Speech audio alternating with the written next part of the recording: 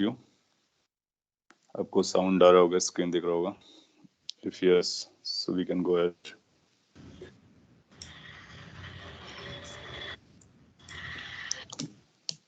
So am I audible properly and visible? Screen is visible.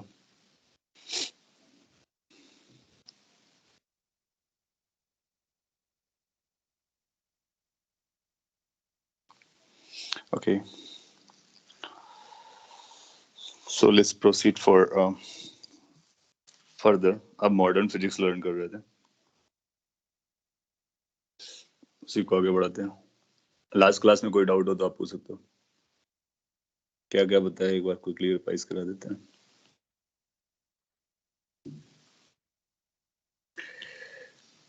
आपको बताया गया था कि एक तो फोटो इलेक्ट्रिक इफेक्ट के बारे में आपने पढ़ा. काफी इंपॉर्टेंट टॉपिक है. एग्जाम में ऑलमोस्ट श्योर शॉट आपको क्वेश्चन मिलेगा, ऑलमोस्ट. और बेसिकली फोटॉन से रिलेटेड इंफॉर्मेशन आपको पता चली. दूसरा आपको डी ब्रॉगली के बारे में बताया गया, वेवलेंथ. और डी ब्रॉगली वेवलेंथ निकालने के लिए आपको सिंपली एक काम करना है, h डिवाइड बाय मोमेंटम निकालना है. लीनियर मोमेंटम मैटर के कैसे निकालते हैं, मास इनटू वेलोसिटी से, and then you need to find velocity somehow. So momentum को निकालने के लिए हम वेलोसिटी पता करेंगे, और कई बार हम इसको एनर्जी से रिलेट कर देते हैं. कुछ आपको कैलकुलेशन रेडीमेड बताया गया था, उनको आपको याद रखना है. Just for the sake of practice एक छोटा सा एग्जांपल मैं आपके सामने रखता, आप उसका आंसर करेंगे प्रीवियस लेक्चर के फॉर्मूला को यूज करके.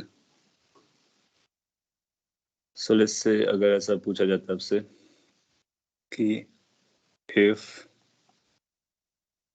an electron is accelerated using 400 volt potential, then find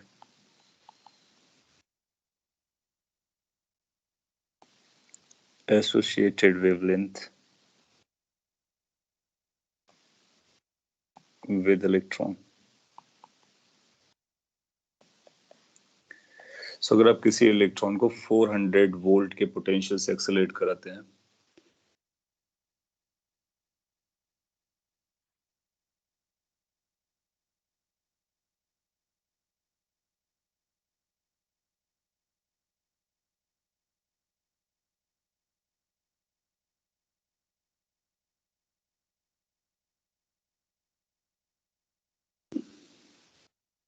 okay अभी आवाज आ रही होगी. इलेक्ट्रॉन को अगर एक्सेलरेट कराते हो 400 वोल्टेज के पोटेंशियल से, तो उसकी वेवलेंथ कितना एसोसिएट होगी अपने को पता करना है. Try to use the formula that you got last day और आंसर बताना है.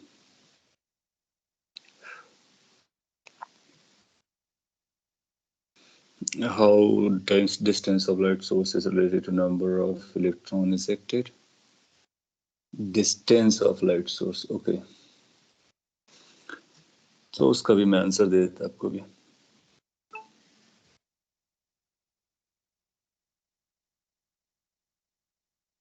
So I'm getting certain answers. So इस तरह के क्वेश्चंस में आपकी प्रैक्टिस मैटर करेगी, आप कितने जल्दी कितना करेक्ट आंसर देते हो. करेक्ट ऑफ कोर्स, देन जल्दी. So वो प्रैक्टिस से आएगा. So do couple of questions. जब आप couple of questions करेंगे then you will get to know कि क्या चल रहा है. इलेक्ट्रॉन के बारे में बात हो रही है, उसका पोटेंशियल दिया गया है. सो आप बोलोगे कि wavelength associated with materialistic particle is h divide by √2 times m into kinetic energy. Kinetic energy को किलो वोल्ट पे लिख ले, उसको हम लोग चार्ज इनटू वोल्टेज से रिप्लेस कर सकते हैं. आपने देखा था इसकी वैल्यू को 12.27 टाइप करती है, डिवाइड बाय √3 एंगस्ट्रॉम.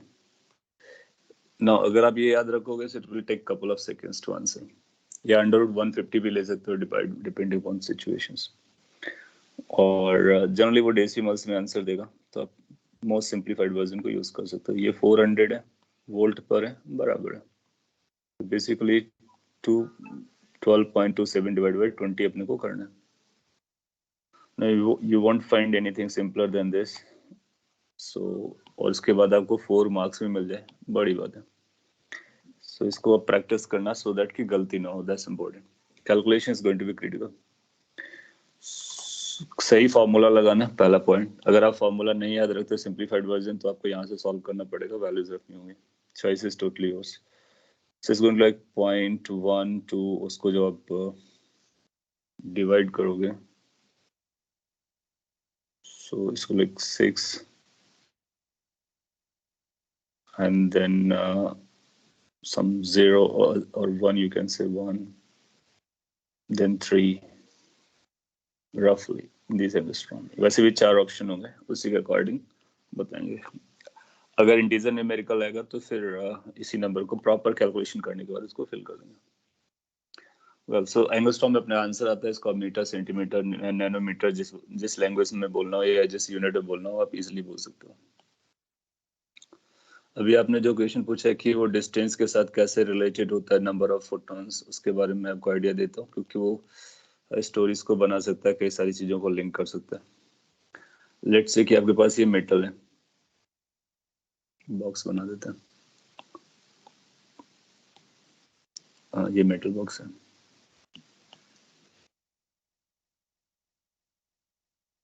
और आपसे बोलता है कि एक पॉइंट सोर्स यहाँ पे रखा हुआ है। डिपेंड अपॉन कौन सा सोर्स है, पॉइंट सोर्स है, लाइन सोर्स है, या फिर प्लेन सोर्स है, अकॉर्डिंगली उसी के हिसाब से अपने को जाना है। ऐसा बोलेगा फिर मेटल का साइज बहुत छोटा है, मतलब अगर इसको बहुत छोटा बना दिया जाए तो ज्यादा सही लगेगा। उससे फायदा ये हो जाएगा कि हम लोग केवल उन लाइंस को समझ सकते हैं जो डायरेक्टली उस पर पहुंच रही हैं, एंगल्स वगैरह इग्नोर कर सकते हैं। सो यूल फाइंड कि यहाँ से जो लाइट रेज जाएंगे तो कुछ ऐसे जाएंगे।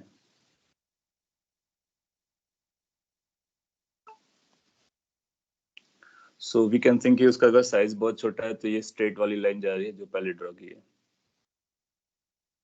सो अगर ये लाइट रेज आ रही है, आपसे ऐसा बोलेगा कि इसके पास इतना पावर है या फिर इसके पास इतना इंटेंसिटी है आई नॉट, तो बताइए इससे जो इलेक्ट्रॉन इमिट होने वाले हैं उनका पॉपुलेशन कैसा आएगा, कंपेयर करवाएगा बेसिकली एक दूसरे सोर्स को लेकर के डिस्टेंस के साथ में। तो क्या आपको आइडिया समझ में आ रहा है कि क्या करने का अपने को? क्या कुछ ऐसा करने का कि हमको यहाँ की इंटेंसिटी चाहिए जो फॉल हो रही है, इनपुट सोर्स की इंटेंसिटी और यहाँ पर जो इंटेंसिटी है दोनों डिफर कर सकते हैं, और इंटेंसिटी एक पॉइंट से दूसरे पॉइंट पर किस तरह से वैरी करती है ये आपको बताया गया। तो पॉइंट सोर्स होगा, देन यूल फाइंड की जो इंटेंसिटी होगी वो 1/r² पर डिपेंड करती है। तो इसको 1/r² से रिलेट कर लेंगे, दैट मीन्स जितना डिस्टेंस होगी ये डिस्टेंस तुम्हारे लिए मैटर करेगी, उसी के हिसाब से ये कम हो जाएगी। पॉइंट सोर्स के लिए, लाइन सोर्स के लिए क्या करते हो, 1/r होता है। प्लेन सोर्स के लिए क्या रहता है, कांस्टेंट रहता है। सो बेसिकली अगर कोई हमको डिस्टेंस या सोर्स वगैरह देगा तो उसको डिस्टेंस को यूज करके हम न्यू इंटेंसिटी कैलकुलेट करेंगे। न्यू इंटेंसिटी के बाद फिर हम ये बोलेंगे ये जो न्यू इंटेंसिटी है वो basically is going to be dependent on the number of electrons, इस पर डायरेक्टली डिपेंड करता है। और अगर ज्यादा इंटेंसिटी होगी तो फिर हम लोग ज्यादा इलेक्ट्रॉन्स को पाने वाले हैं। So from here you can compare कि क्या चल रहा है।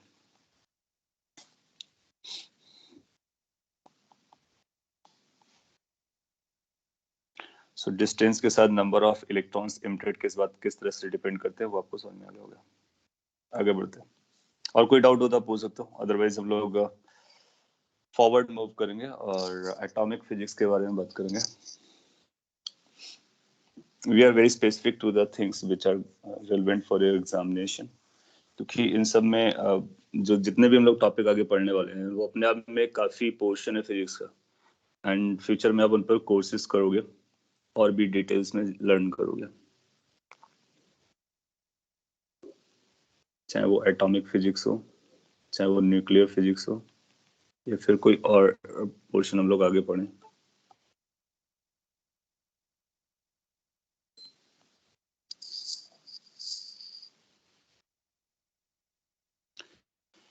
Okay, so we can proceed for this atomic physics.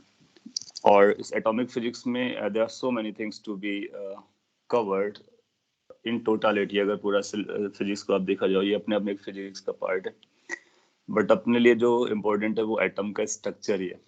तो इसको हम लोग शॉर्ट में एटॉमिक स्ट्रक्चर भी नाम दे सकते थे, कि एटम का स्ट्रक्चर कैसा होता है उस पर फोकस रहेगा।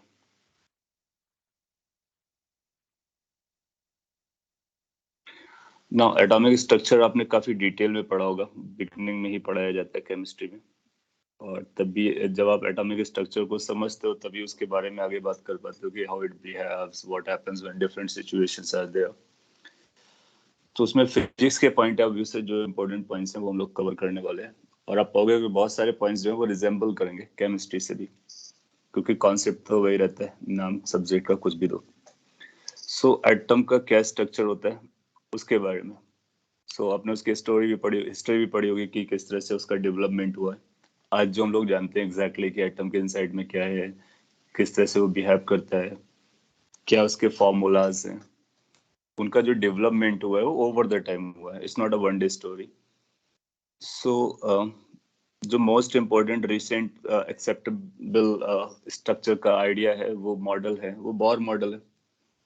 ये मोस्ट अप्रोप्रिएट है जो आज हम लोग एक्सेप्ट करते हैं। उससे पहले इसका जब डेवलपमेंट हुआ तो मैं आपको ब्रीफ करता थोड़ा सा, और उसकी हिस्ट्री से थोड़ा सा रिलेट कर देंगे। मेन फोकस अपना रहेगा बोर मॉडल को लेकर के, अपना क्वेश्चन भी बोर मॉडल पे मोस्टली रहता है।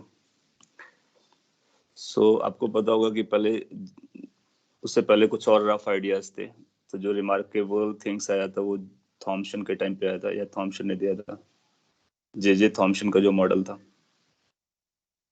ब्रीफ में उन्होंने ऐसा बोला कि ये कुछ स्फीयर टाइप का रहता है और उसके अंदर पॉजिटिव चार्ज है, सो ये पॉजिटिव स्फीयर होता है, पॉजिटिवली चार्ज। इसके पीछे की स्टोरी आप देखोगे तो पहले इलेक्ट्रॉन्स की डिस्कवरी हुई, प्रोटॉन्स की डिस्कवरी हुई, न्यूट्रॉन की डिस्कवरी हुई, फिर इसके बाद न्यूक्लियस के बारे में, एटम्स के बारे में आना स्टार्ट हुआ। थॉमसन मॉडल सेट के लिए पॉजिटिवली चार्ज एक स्पेस होता है, और उसके बीच बीच में कहीं कहीं पर आपको नेगेटिवली चार्ज पार्टिकल्स पाए जाते हैं। ये जो नेगेटिवली चार्ज पार्टिकल्स होते हैं उनको हम लोग इलेक्ट्रॉन कहते हैं, और पॉजिटिवली चार्ज पार्टिकल से पूरा बना हुआ है। ये फर्स्ट आया था जिसको लोगों ने एक्सेप्ट किया था, और इसकी एक्सेप्टेबिलिटी चला काफी समय तक कि जो भी अपने पास एग्जिस्टिंग नॉलेज था उसको ये जस्टिफाई कर रहा था। इसको कुछ प्लम पडलिंग मॉडल टाइप का नाम बोल देते हैं, plum pudding model.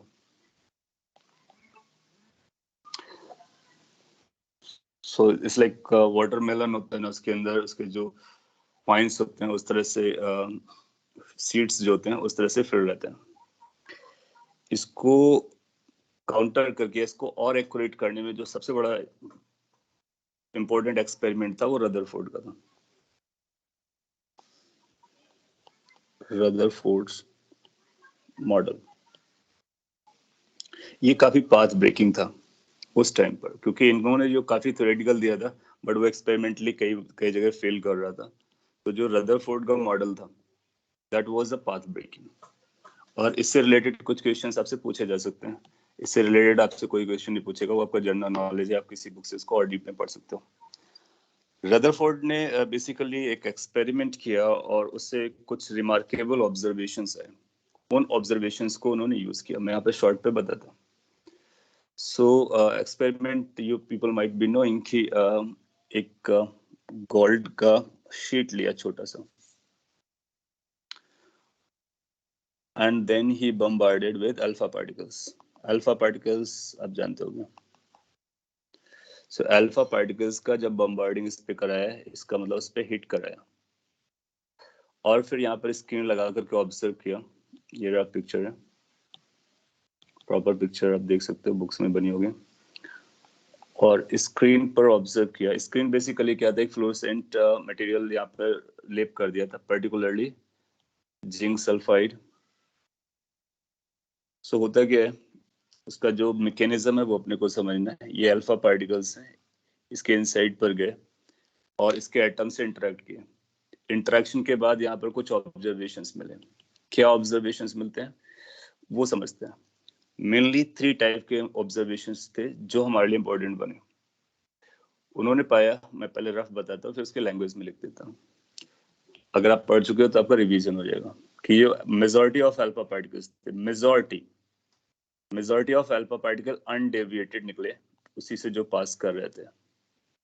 Undeviated majority, इसका भी अपना मीनिंग था। इसका मीनिंग ये था कि अगर वो एटम था हमारा, एटम के इनसाइड से अल्फा पार्टिकल्स निकल जा रहे हैं, अनडेविएटेड निकल जा रहे हैं, इसका मतलब है कि उसमें बहुत सारा स्पेस जो है ना वो एम्प्टी है, मतलब वहाँ पे कुछ है ही नहीं। अगर कुछ रहा होता तो जाहिर सी बात है कि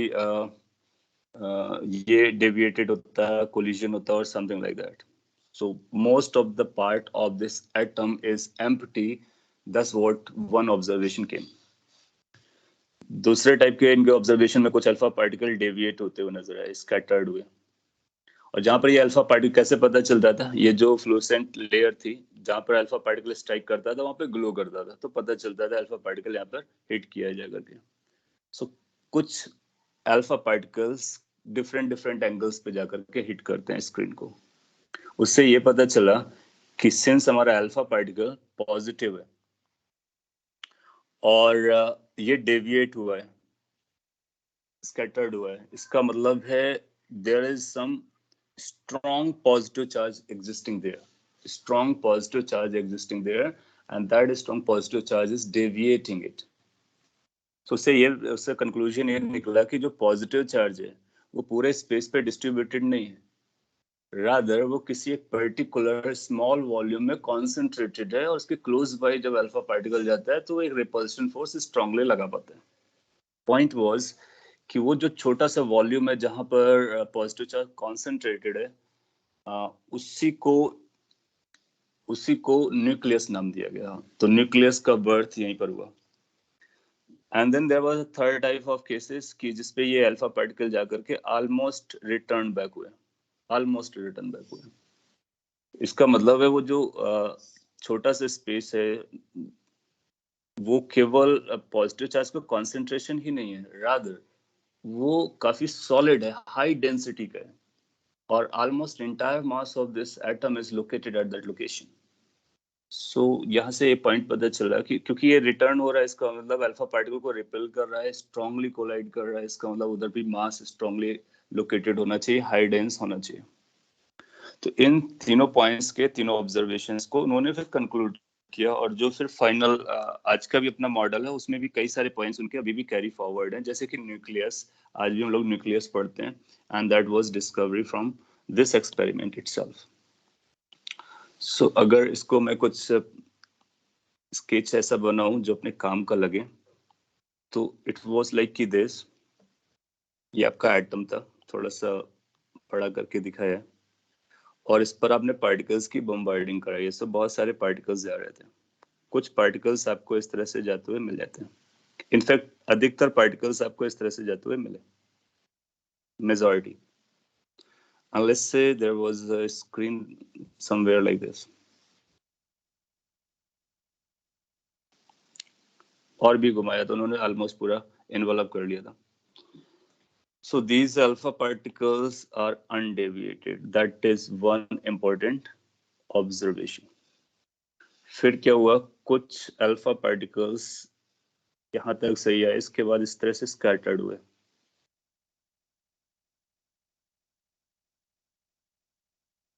I'm just drawing a rough picture, you can relate it. अपने को बस कॉन्सेप्ट से रिलेट करना है कि उसका मीनिंग क्या निकलता है। अगर आपसे थ्योरेटिकल क्वेश्चन पूछेगा तो इंटरप्रिटेशन बेस्ड होगा। और कुछ रिटर्न बैक हुए, इसलिए कि ये गया और यहाँ से वापस आ गया, ऑलमोस्ट 180 डिग्री पर आया। It all indicated one thing, that if you look at this central point here, there is going to be some concentrated mass and positive charge. This much. इसी concentrated positive charge और mass को nucleus बोला गया. So all these three types of lines, what they are indicating, let me explain. So let's say first type we are going to talk about these undeviated, second scattered at certain angle, third the one which returned back. And based on their observations we can have some conclusions. So we can put heading की observations क्या थे and conclusions क्या थे।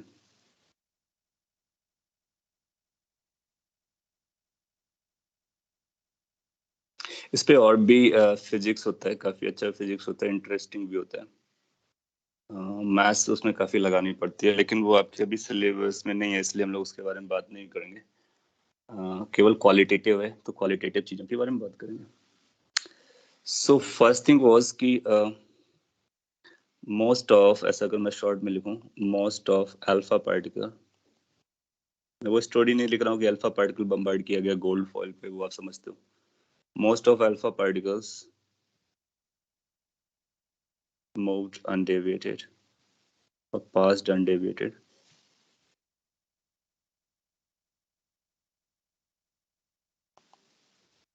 ये most बोल रहा है, language पे ध्यान देना।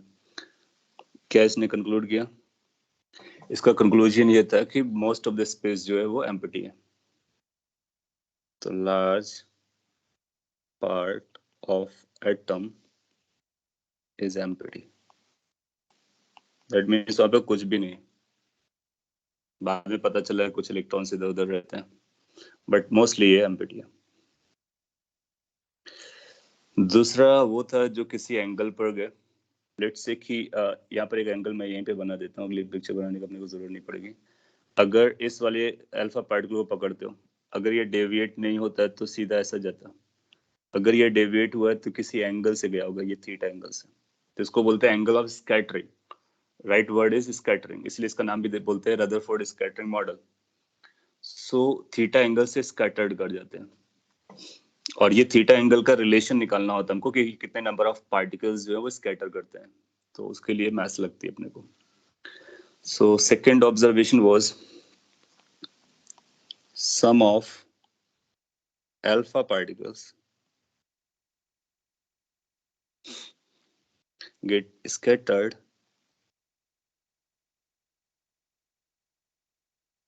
at different angles.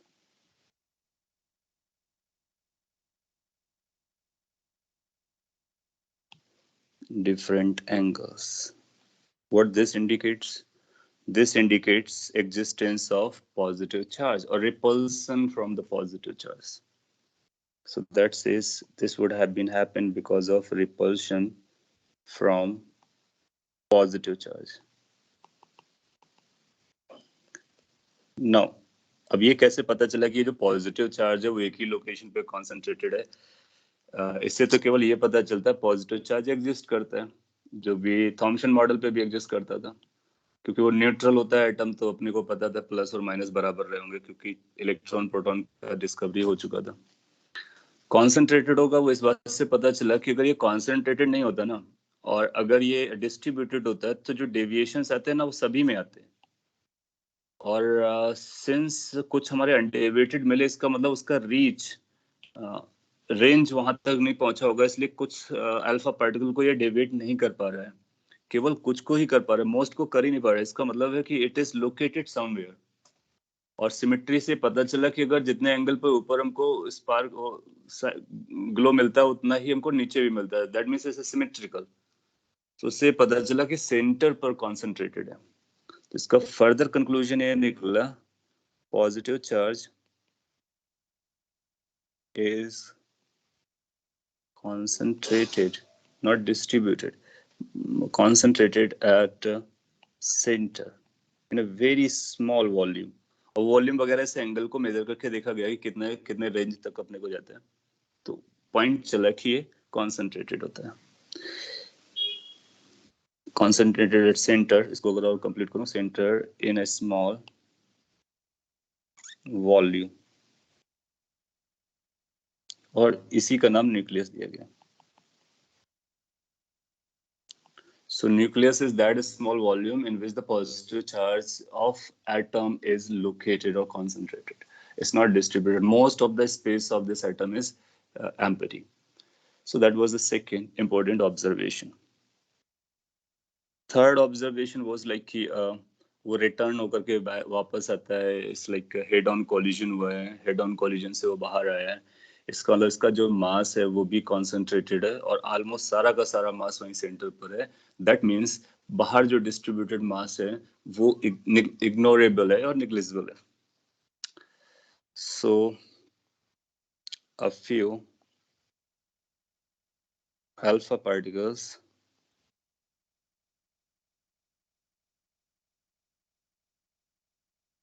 return back. That means they deviated by 180 degree almost. इसका कंक्लूजन ये निकला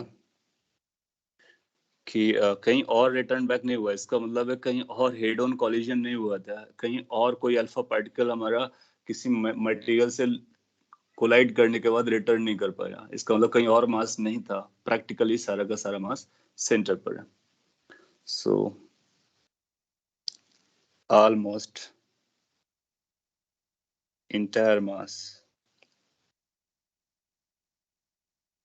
is located at center, that is at nucleus.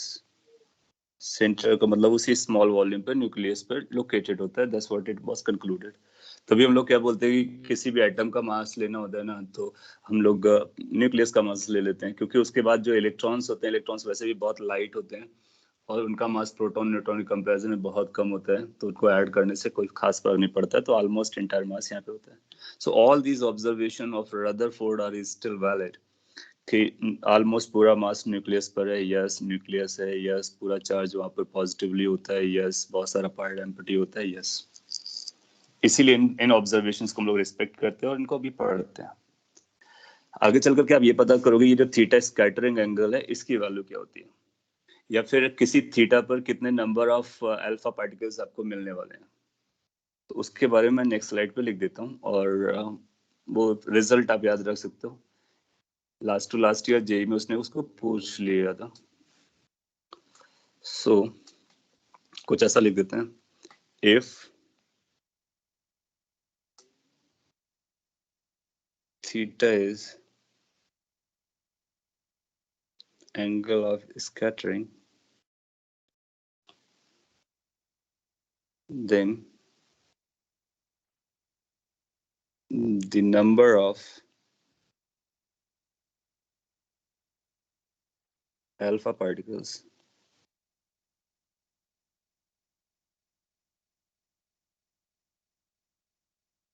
scattered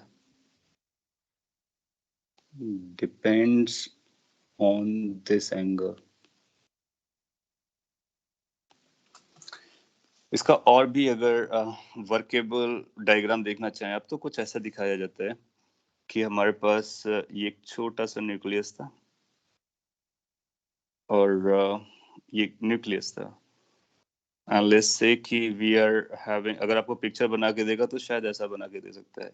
इसी की लाइन पर हम लोगों ने यहाँ पर से एक अल्फा पार्टिकल को बम्बार्ड किया. अल्फा पार्टिकल ये था.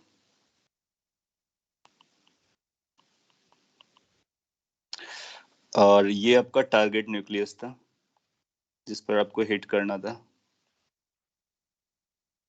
और ये फिक्स्ड रखा आपने, उसको मूव नहीं करना, जैसे वहां पे गोल्ड फॉइल को आपने फिक्स किया हुआ था. तो न्यूक्लियस बहुत छोटा होता है. मैंने एटम नहीं ड्रॉ किया, न्यूक्लियस को ड्रॉ किया है, ध्यान दीजिए.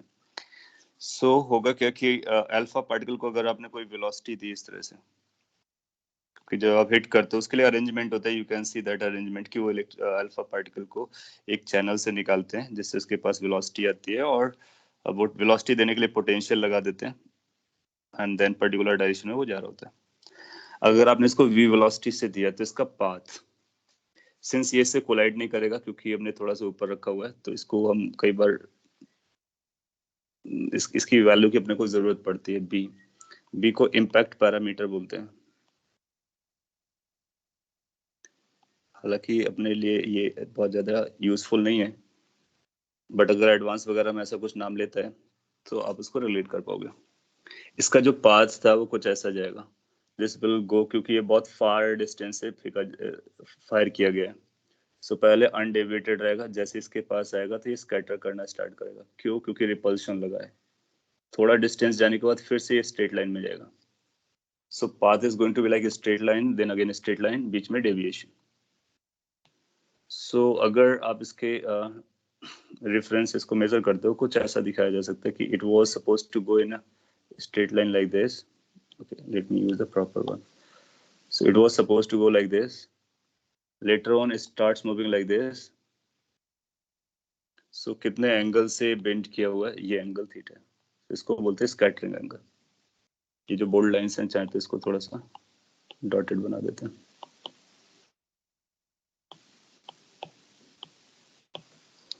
सो आपको यहाँ से आइडिया लगेगा कि स्कैटरिंग एंगल किसको बोलते हैं, और उसके बाद इस एंगल पर कितने नंबर ऑफ अल्फा पार्टिकल्स आने वाले हैं उनका रिलेशन होता है। तो let's say number of alpha particle n है, तो ये जो n है वो थीटा पर डिपेंड करता है, and this dependence is like this, cosec square sorry cosec with power 4 होता है theta by 2।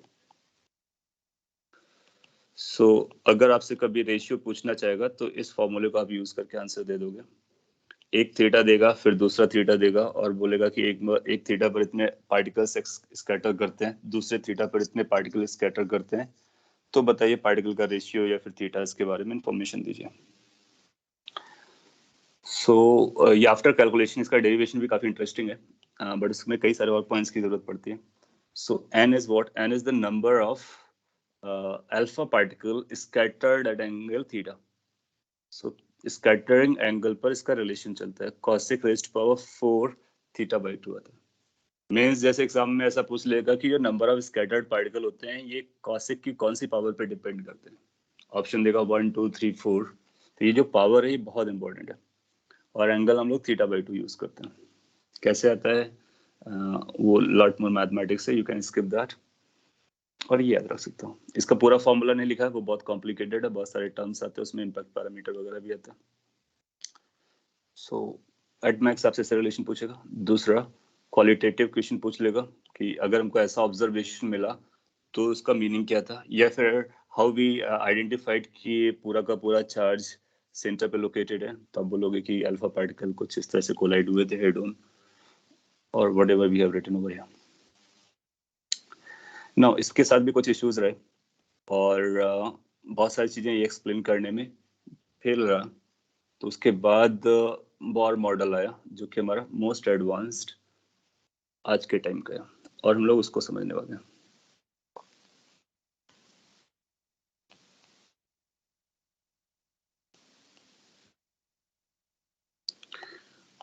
Before we move towards this Bohr model, इस पर बहुत सारे क्वेश्चंस आते हैं और सिंपल आते हैं, उनके रेडीमेड फॉर्मूलाज होंगे, उनको यूज करेंगे। इससे पहले अगर हम आगे बढ़े, इस पे आपको कोई डाउट हो तो आप पूछ सकते हो। Let me see your chats. आपने लिखा है if photons are particles moving in straight lines, then why the terms such as frequency and wavelength of photons play a significant role in photoelectric effect? Is it like that photons move doing oscillatory motion? Okay, तो आपका जो doubt है वो photo electric effect से, और ये fundamental doubt है। Photon एक एनर्जी पैकेट है, और जो भी एनर्जी पैकेट है वो स्ट्रेट लाइन पे चलता है। बेसिकली फोटोन वेव का पार्टिकल नेचर है।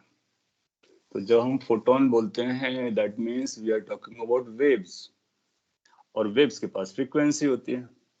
और वेव्स कैसे बनता है? वेव्स बनता है oscillation of some physical parameter और physical quantity.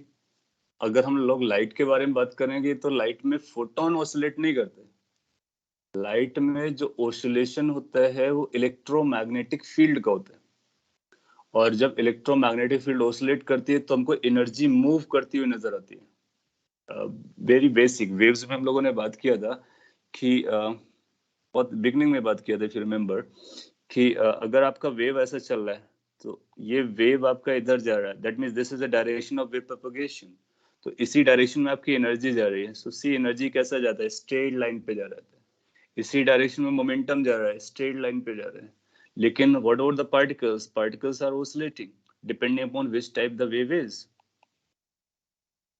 Exactly same way पर अगर लाइट आपका इधर जा रहा है तो electric field and magnetic field they are oscillating, and photon is this, so photon is basically energy that we name it कि वो पार्टिकल है। एनर्जी जो इधर जा रही है उसी को हम फोटोन कहते हैं. So photon is not oscillating. No, photon moves on a straight line अगर वो एक डायरेक्शन में जा रहा है तो. और फोटोन के पास एनर्जी होती है. यस, वो एनर्जी कहाँ से आती है? एनर्जी आती है because of oscillation of electromagnetic field. और फोटोन की फ्रीक्वेंसी क्यों कहते हैं? क्योंकि फोटोन वेव है, इसलिए वेव की फ्रीक्वेंसी कहते हैं. तो photon means wave, wave means wave की फ्रीक्वेंसी, और photon means energy of wave. What is photon? Photon is energy of wave. So if we say photon frequency, that means what? Wave frequency. If we say photon's wavelength, that means what? Wave's wavelength.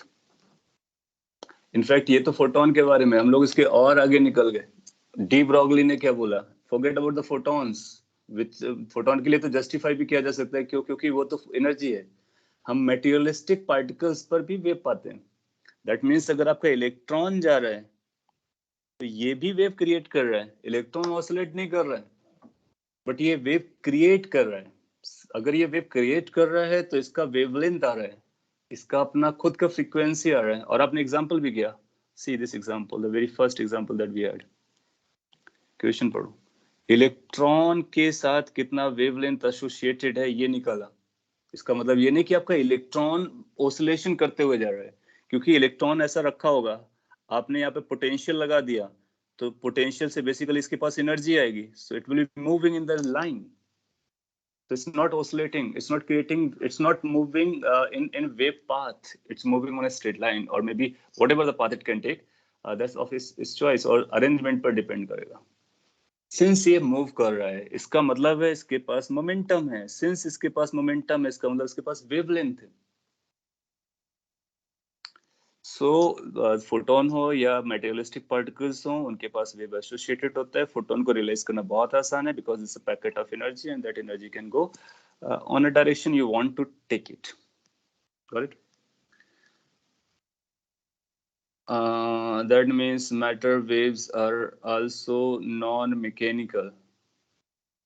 Matter wave, ये आपका अच्छा question लग रहा है. Matter waves are non-mechanical. Matter wave है तो वो matter से एसोसिएटेड है. आई मीन वो इलेक्ट्रॉन से एसोसिएटेड है. उसको हम किस कैटेगरी में रखेंगे? That need to be thought about.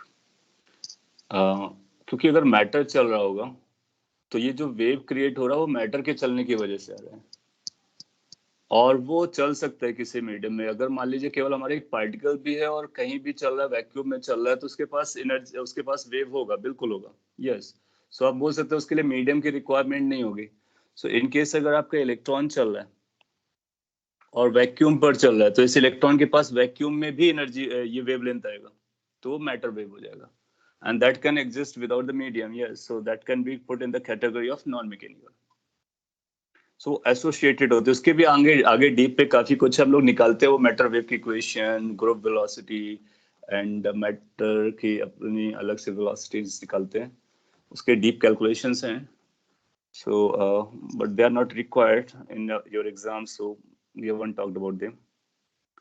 सो वो कंफ्यूजन आपका दूर हो जाना चाहिए कि फोटॉन्स और उनका एनर्जी वेव से क्या कनेक्शन है. बेसिकली डी ब्रॉगली हो या फिर ये जो भी हम लोगों ने फोटोन पढ़ा है, वो convergence of wave and particle है.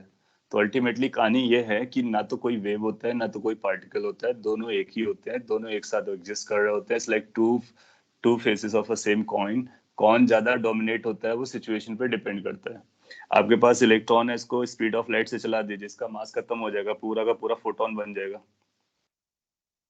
सो दैट मीन्स पूरा का पूरा वेव बन जाएगा. सो फोटोन इज अ कंडीशन कि जब मैटर खत्म हो चुका है, वेव पे चला गया. और अगर किसी लाइट को देखते हैं तो लाइट में भी पार्टिकल नेचर रहता है. सो वेव और पार्टिकल ये दो अलग स्टोरीज नहीं है, they are the same story. और that's what the de Broglie proved कि मैटर भी वेव होता है और वेव भी मैटर होता है. इसका मतलब दोनों सेम कहानियां हैं. बट कौन कब डोमिनेट करता है वो सिचुएशन पे डिपेंड करता है, कंडीशंस पे डिपेंड करता है, अरेंजमेंट पे डिपेंड करता है. और उसी के अकॉर्डिंग हम उनको स्टडी करते हैं. और आप तभी देख रहे हो कि वेव के कॉन्सेप्ट्स कन्वर्ज हो जा रहे हैं पार्टिकल मैटर में, मैटर के concepts getting converging into wave. So starting में आपने वेव अलग पढ़ा था, पार्टिकल अलग पढ़ा था, और फिर आप बाद में मर्ज करते हो कि दोनों सेम ही स्टोरीज हैं। कब कौन डोमिनेट कर रहा होता है सिचुएशन पे डिपेंड करता है। अभी मैंने आपको एग्जांपल दिया, किसी भी ऑब्जेक्ट को अगर आप स्पीड ऑफ लाइट से चलाना स्टार्ट कर देते हो तो वो ऑब्जेक्ट का रेस्ट मास 0 हो जाता है। इसका मतलब पूरे की तरह से फोटोन में कन्वर्ट हो जाता है। तो बेसिकली इसीलिए इस इक्वेशन को बहुत इंपॉर्टेंस मिलती है। क्यों इंपॉर्टेंस मिलती है? ये भी बताने की कोशिश कर रहे हैं कि वेव और पार्टिकल एक ही कहानी। कैन यू थिंक ऑफ कि अगर अपने पास m मास है और आपने इसको मूव करा दिया तो ये मास किस में कन्वर्ट हो गया? एनर्जी में। तो जब मास रहा नहीं तो एनर्जी रहा। एनर्जी मतलब wave, and when it was mass that means particle. Can we think of? So this equation says कि yes there is a convergence of wave and this in particles. ये और भी फंडेस हैं जो कि बॉर्डन के अच्छे कॉन्सेप्ट्स हैं।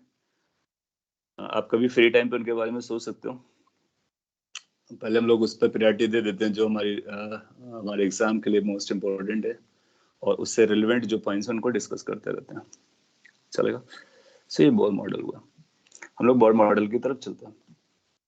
इसके भी अगर आपने केमिस्ट्री में पढ़ रखा, जो कि मोस्ट लाइकली है आपने डिटेल में पढ़ रखा है, तो आपको काफी रिजल्ट्स याद रखने होते हैं। यहाँ पर भी पहला समझना होता है, केवल रिजल्ट से काम नहीं चलता है, समझना होता है। फिर उनको सिंप्लीफाइड कैलकुलेशंस याद रखनी होती हैं। एक बार हम लोग सिंप्लीफाइड कैलकुलेशंस को याद रखते हैं तो क्वेश्चन बहुत इजी आएगा। आप लैंग्वेज पढ़ोगे, समझोगे, ब्रेक डाउन करोगे उसको अपने कॉन्सेप्ट से, और फिर फॉर्मूला लगा करके आंसर करोगे। नाउ ये जो बोर मॉडल है ना, ये एक्सट्रीमली इम्पोर्टेंट है इस सेंस में क्योंकि इसने दो अलग अलग वर्ल्ड को कनेक्ट करने की कोशिश की। बोर मॉडल के पहले जो भी था, चाहे वो रदरफोर्ड रहे हों या उससे पहले जे थॉमसन रहे होंगे या उससे पहले कोई भी स्टोरी आई होगी न्यूक्लियर इसके एटम के बारे में, वो सारा कुछ क्लासिकल मैकेनिक्स से रिलेटेड था। क्लासिकल मैकेनिक्स से, लाइक जो हम लोग जानते हैं, फोर्स, मोमेंटम, टॉर्क, इन उन सब कहानियों पर बेस्ड था। और एक और वर्ल्ड डेवलप हो रहा था जो कि जिसको मॉडर्न का नाम दिया गया। उसमें बहुत सारे नए नए कॉन्सेप्ट्स आ रहे हैं, जैसे क्वांटम एस्पेक्ट आया, तो उससे क्वांटम मैकेनिक्स बना। आज के टाइम पे क्वांटम मैकेनिक्स से क्वांटम फिजिक्स का बहुत बड़ा ये पॉपुलैरिटी बन रहा है। सो इन दोनों को लिंक करने के लिए ये क्रिटिकल था। इन्होंने क्या किया, क्लासिकल मैकेनिक्स के कुछ पॉइंट्स उठाए जो कि पॉपुलरली एक्सेप्टेड थे। इसके बाद इन्होंने कुछ हाइपोथेसिस बनाए। उनका जस्टिफिकेशन इनके पास भी नहीं था, but he took those as assumption. उसको पॉस्टुलेट बोल दिया कि ये हम मान के चल रहे और ये होता है, और experimentally they were true. But उनका जो जस्टिफिकेशन है या फिर उनका जो एक्सप्लेनेशन है वो मिसिंग रहा, बट वो वैलिड था। तो इसीलिए उनका नाम रख दिया कि इन्होंने कुछ एजम्पशंस लिए, कुछ पॉस्टुलेट्स बनाए, कुछ हाइपोथेसिस बनाए। उसके बेसिस पर what happens in the laboratory that was explained, और उसके बेसिस पर आगे जाकर के और भी कॉन्सेप्ट्स डेवलप हुए, और फिर क्वांटम मैकेनिक्स और क्वांटम फिजिक्स और बहुत सारी चीजें सामने निकल करके। So it's like bridge between classical and modern physics, that you can call this. इन्होंने रदरफोर्ड के मॉडल को एक्सेप्ट किया और उसी के आगे वर्क करना स्टार्ट किया। That means he accepted these things कि एक न्यूक्लियस होता है और इलेक्ट्रॉन न्यूक्लियस के अराउंड पे रहते हैं और ये काफी एम्प्टी स्पेस होता है, जो भी रदरफोर्ड ने बोला। उसके बाद इनके कुछ अजम्पशंस थे या हाइपोथेसिस थे या पोस्टुलेट्स थे। तो इनके जो पोस्टुलेट्स थे वो मैं लिख देता हूं। So basically assumptions you can से। और क्या पोस्टुलेट्स, क्या अजम्पशंस हैं, वो अपने को पहले समझना है। अब में से सभी को पता भी होगा अगर आपने पढ़ा है तो।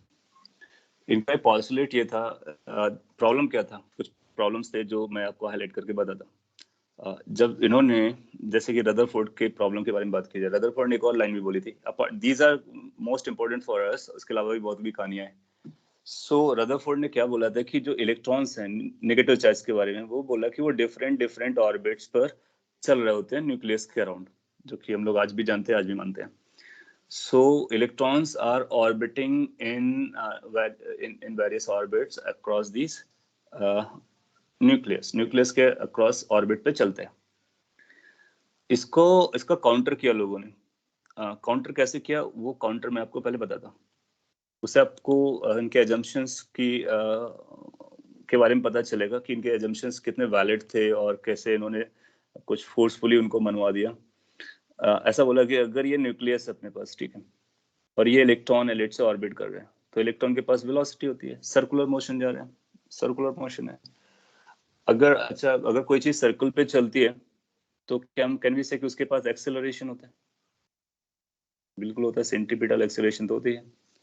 इसका मतलब है चार्ज है हमारे पास और चार्ज एक्सेलरेट कर रहे हैं।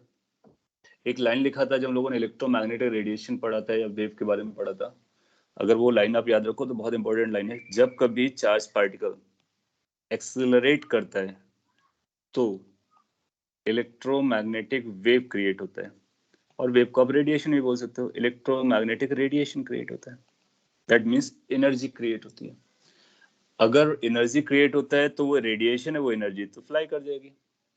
तो क्या होगा, जब ये इलेक्ट्रॉन चल रहा होगा तो इसके मूव करने की वजह से इससे लाइट्स या फिर कोई भी इलेक्ट्रोमैग्नेटिक फैमिली का मेंबर निकलना चाहिए, रेडिएशन निकलनी चाहिए। अगर ये रेडिएशन इमिट कर रहा है, that means it is losing energy. Since it is losing energy, that means its velocity or kinetic energy or potential energy or total energy should reduce. अगर ये रिड्यूस होता रहेगा तो ये मोशन से कभी ना कभी रेस्ट पर आ जाएगा।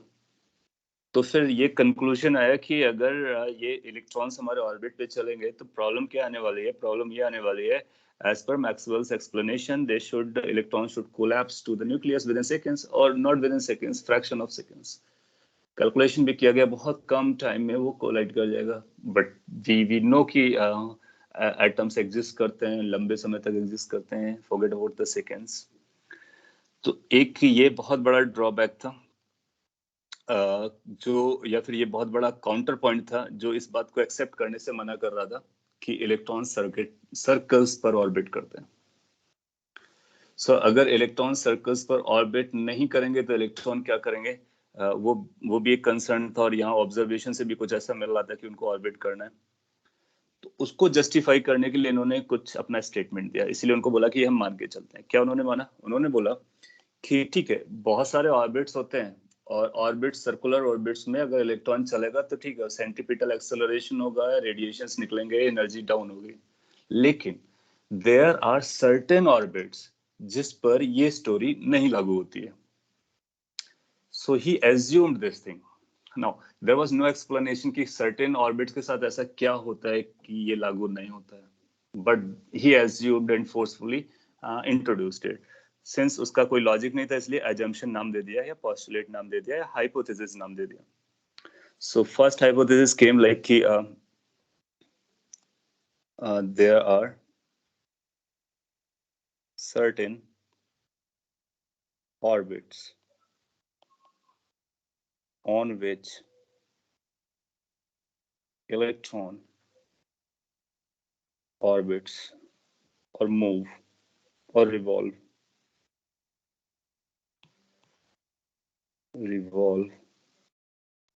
around nucleus.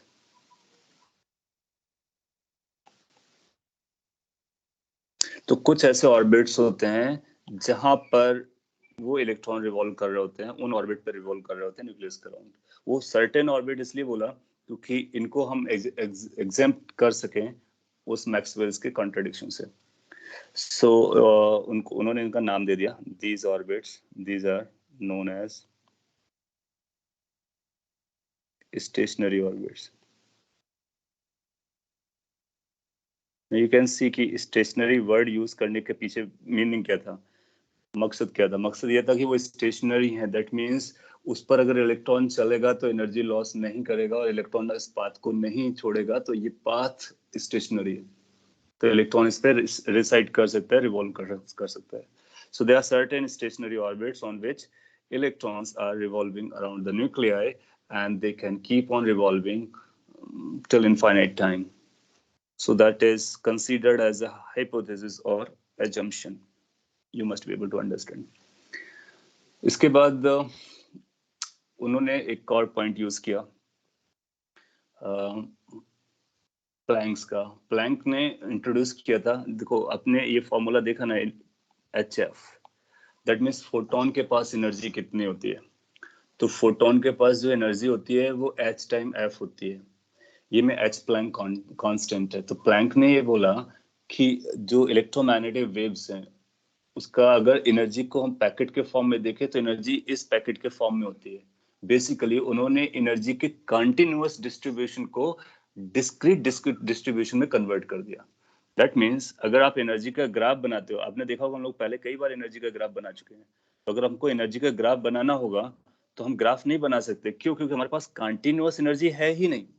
हमारे पास एनर्जी कैसा होगा, एक एनर्जी यहाँ पर पॉइंट पर होगा, अगर ई नॉट है तो नेक्स्ट आएगा 2 ई नॉट, नेक्स्ट आएगा 3 E naught. That means between 2 E naught and 3 E naught there is no energy existing. That means energy is not a continuous quantity, it's a discrete, it's in the form of packets that calls quanta. So basically quantization वाला concept यहाँ से आया और फिर bore ने क्या किया, इसी क्वांटाइजेशन को यूज करने की कोशिश की अपने मॉडल में। उसके लिए उन्होंने एक और अजम्पशन बनाया। क्या अजम्पशन बनाया कि जब इलेक्ट्रॉन ऑर्बिट करता है किसी भी ऑर्बिट पे, स्टेशनरी ऑर्बिट पे ऑफ कोर्स, तो उसका जो एंगुलर मोमेंटम होता है वो भी क्वांटाइज्ड होता है। एंगुलर मोमेंटम कंटिन्यूअस फैशन में नहीं हो सकता, कोई भी रैंडम नंबर नहीं हो सकता, it has to be multiple of certain number. So quantization के लिए दूसरा अजम्पशन आया। सो मैं यहाँ पे लिखता हूँ angular momentum of orbiting electron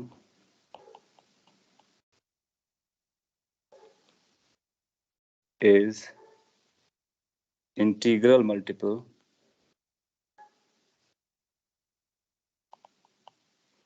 of h upon 2 pi, where h is a Planck constant.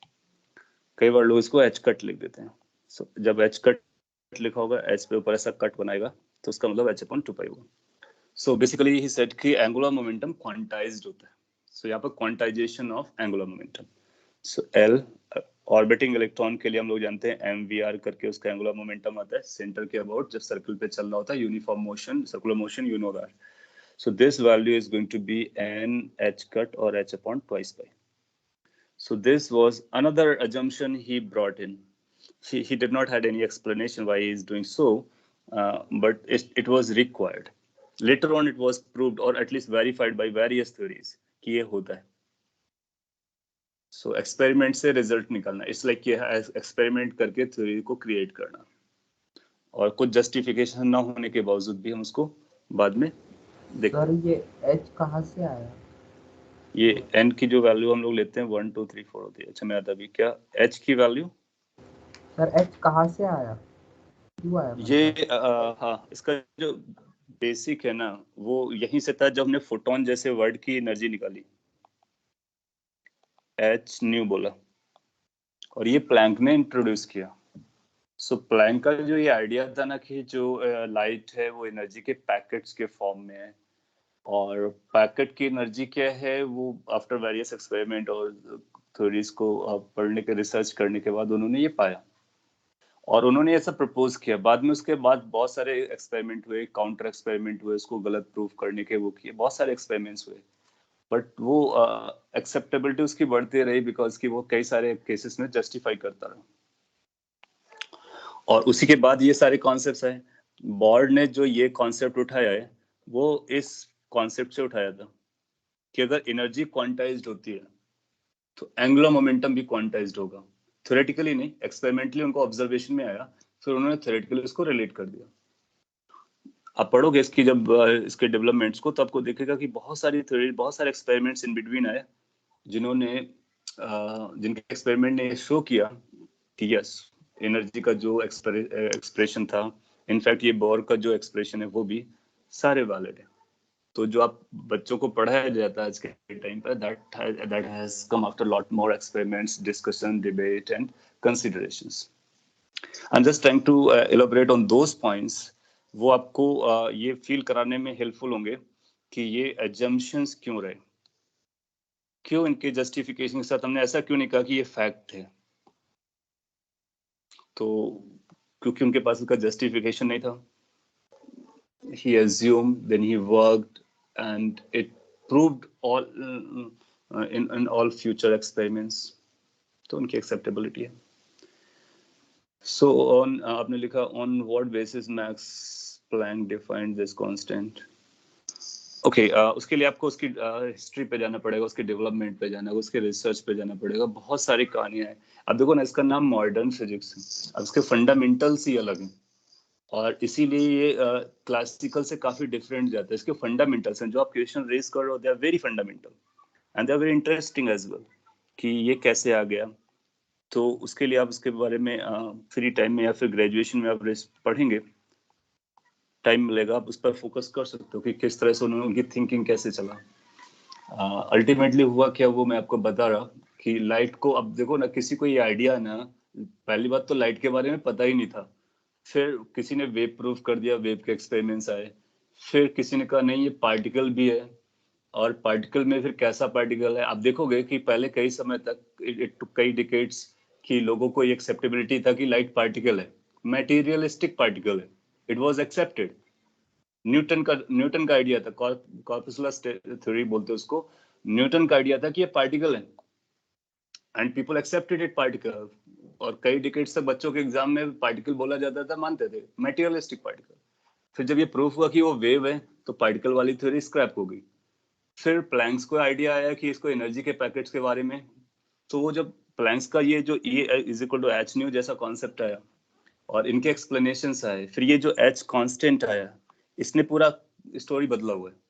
अब देखो कि सारी स्टोरी इसकी एच की वजह से बदली, प्लैंक के कांस्टेंट की वजह से बदली हुई है, और वो क्वांटाइजेशन को इंडिकेट कर देता है। यहाँ पर इसने देखो, इसने एनर्जी क्वांटाइज किया, एंगुलर मोमेंटम क्वांटाइज हो रहा है। आप देखोगे रेडियस क्वांटाइज हो जाएगी, जिसको स्टेशनरी ऑर्बिट बोल रहे हैं, वेलोसिटी क्वांटाइज्ड हो जाएगी, क्योंकि कोई वेलोसिटी नहीं हो सकती, पर्टिकुलर टाइप की वेलोसिटीज हमको एक्सेप्टेबल रहेंगी, पर्टिकुलर टाइप के रेडियस एक्सेप्टेबल रहेंगे, पर्टिकुलर टाइप की एनर्जीज भी ऑर्बिट्स पे रह सकते हैं, और उन्हीं पर्टिकुलर टाइप को इन्होंने स्टेशनरी ऑर्बिट का नाम दे दिया। ये जो पर्टिकुलर चीज आ रही है, वो प्लैंक से स्टार्ट होती है, और इनफैक्ट वी कैन से कि इंटायर क्वांटम मैकेनिक्स या quantum physics based on this Planck's h. और ऑफ कोर्स कैसे उन्होंने पता किया, क्या उनके पीछे चला होगा, क्या एक्सपेरिमेंट्स रहे होंगे, so there is lot more to go through. once you get time you can go through, but not now, before advance आप नहीं करोगे, क्योंकि वो आपको एक दिन में नहीं समझेगा, of course, क्योंकि प्लैंक ने बनाने के बाद कई साल लगाए लोगों को समझाने में। जिस बंदे ने बनाया, उस बंदे ने खुद समझाया लोगों को कई सालों तक, तब तक लोगों को, साइंटिस्ट को, उनको भी नहीं समझा, बाद में देर से acceptability I.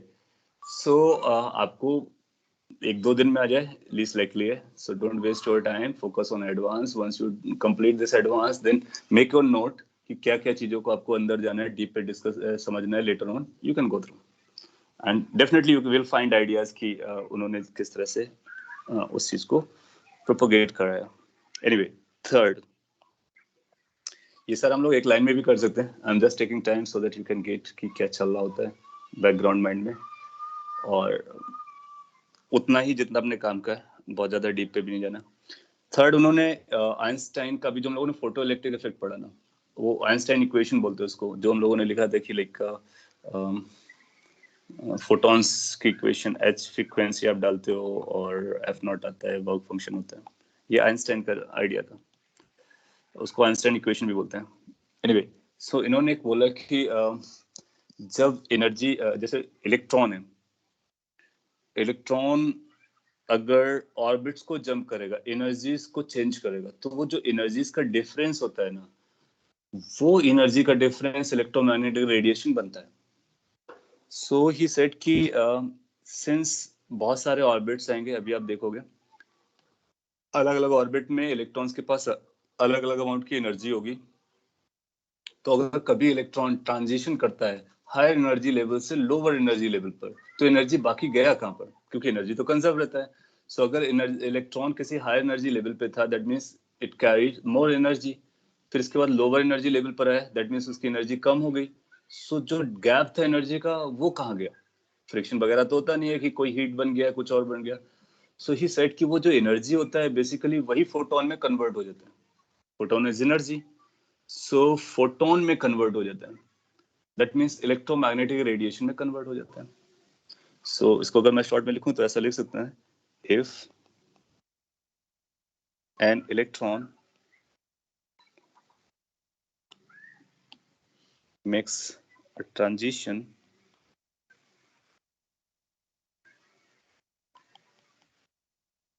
from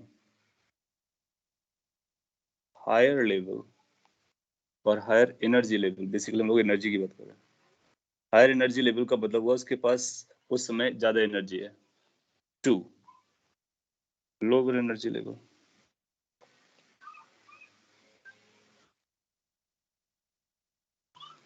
Then it emits photons। तो फोटोन इमिट किए जा सकते हैं। फोटोन बोले तो इलेक्ट्रोमैग्नेटिक वेव, तो उसका नाम फोटोन दो या इलेक्ट्रोमैग्नेटिक वेव दो, बातें किया। सो डिफरेंस कैसा होगा? Higher energy minus lower energy. So अगर इनिशियल हायर था और फाइनल लोअर था तो हम लोग लिखेंगे इनिशियल माइनस फाइनल, क्योंकि हायर लेवल से चल रहा है, यहाँ जा रहा है, तो ये हमारे लिए इनिशियल है, ये हमारे लिए फाइनल है। तो इनिशियल माइनस फाइनल का जो एनर्जी का डिफरेंस होगा, this must be equal to h nu, h f. That means energy is now photon, photon का एनर्जी है, फोटोन का एनर्जी एच न्यू होता है, एच एफ होता है, is equal to h f, जो हम लोगों ने स्टार्टिंग में पढ़ा था। सो इन्होंने इसको भी यूज किया ना। यहाँ पर इसको अजम्पशन क्यों बोला गया? इसको क्यों नहीं बोला गया कि ये तो डायरेक्टली इन्होंने आइंस्टाइन के इक्वेशन लिया या फोटोन की एनर्जी या प्लैंक्स के हिसाब से एनर्जी जो लिखा हुआ है, तो उसके पीछे ये था, इन्होंने अभी तक ये जस्टिफिकेशन नहीं था ना कि केवल देखो ये जो एच एफ आएगा वो तो एक पर्टिकुलर एनर्जी रहेगा फ्रीक्वेंसी के बेसिस पे। फोटोन का क्या सभी ट्रांजिशन आपको फोटोन्स दे सकते हैं? ऐसा भी हो सकता है कुछ ट्रांजिशन फोटोन्स ना भी दे रहे हो। तो इन्होंने ये एज्यूम कर लिया कि सभी ट्रांजिशंस वही होंगे जो फोटोन्स दे रहे होंगे। That means there will not be a transition without emitting a photon, अगर हायर एनर्जी लेवल से लोअर एनर्जी पे जाता है। ऑफ कोर्स उल्टा जाने पर काम नहीं करेगा, क्योंकि उल्टा जाने के लिए आपको क्या करना पड़ेगा? It was like this. अगर आप लोअर एनर्जी से हायर एनर्जी पे जाते हो तो आपको एनर्जी देनी पड़ेगी, लेकिन अगर आप हायर एनर्जी से लोअर एनर्जी पर आ रहे हो तो एनर्जी मिलती है। तो जो एनर्जी रिक्वायरमेंट है उसको भी इन्होंने बाद में यूज किया कि इलेक्ट्रॉन एनर्जी ले लेगा, अगर फोटोन को लेगा तो फोटोन को एब्जॉर्ब करके इसके पास ज्यादा एनर्जी आएगी, तो ये हायर लेवल पे चला जाएगा। और अगर ये हायर लेवल पर होगा तो नीचे जब आएगा तो फोटोन को निकालेगा। फोटोन निकालने का मतलब रेडिएशंस निकालेगा, और अगर वो लाइट के कलर में, लाइट के रेंज पर आएंगे तो अपने को दिखेगी। सो इसको स्पेक्ट्रम देखा जाता है कि जब डी एक्साइट हो रहा होता है, सो इलेक्ट्रॉन्स जब हायर लेवल से नीचे डाउन लोअर लेवल पर आ रहे होते हैं तो आपको ब्राइट लाइट्स नजर आती हैं। इसका मतलब है लाइट रेंज में उसका फ्रीक्वेंसी रहा होगा, दैट मीन्स फोटॉन्स निकला होगा। So these three assumptions of Bohr are very important, very basic, और इसके बेसिस पर उन्होंने फिर मॉडल बनाया। सो इनका जो काफी क्वेश्चनेबल पॉइंट्स थे। पहले तो ये स्टेशनरी ऑर्बिट क्यों, क्या जस्टिफिकेशन है, कुछ ऑर्बिट्स के साथ ऐसा क्या है जिसकी वजह से वो रेडिएशन नहीं देगा, तो ये बहुत दिन तक क्वेश्चन किया गया। एंगुलर मोमेंटम आपने बोला क्यों क्वांटाइज्ड होगा, इसको बोलते हैं क्वांटाइजेशन ऑफ एंगुलर मोमेंटम। लिख देता हूँ, कुछ लोगों के लिए हेल्पफुल हो जाएगा। क्वांटाइजेशन ऑफ चार्ज आपने पढ़ा था, एग्जैक्टली वैसे ही है। Quantization of angular momentum. So what make, ये क्वांटाइजेशन ऑफ एंगुलर मोमेंटम आप क्यों कर रहे हो, और सारे ट्रांजिशन फोटॉन्स के करस्पॉन्डिंग जाएंगे, ऐसा क्यों? तो ये बहुत क्वेश्चंस वाले पॉइंट्स थे, बट ये जस्टिफाइड हुए एक्सपेरिमेंट से, दैट्स ऑल। इसके बेसिस पे इनका मॉडल बना। क्या मॉडल है उसके बारे में हम लोग आगे बढ़ते हैं और कुछ रिजल्ट्स को पता करते हैं। इसको मैं इरेज कर देता हूँ।